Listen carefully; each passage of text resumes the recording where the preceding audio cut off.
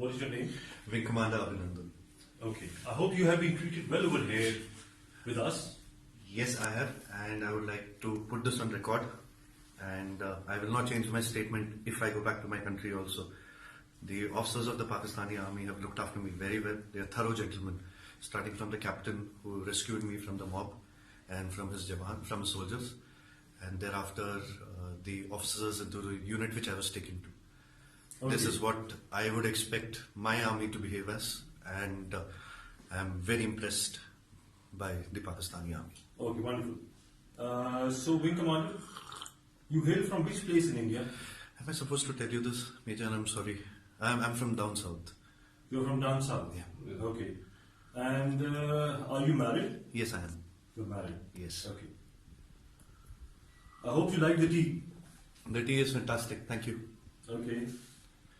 And now coming over to some specifics. Which aircraft you were flying? I'm sorry, Major. I'm not supposed to tell you this, but I'm sure you found the wreckage. And what was your mission? I'm sorry, I'm not supposed to tell you this.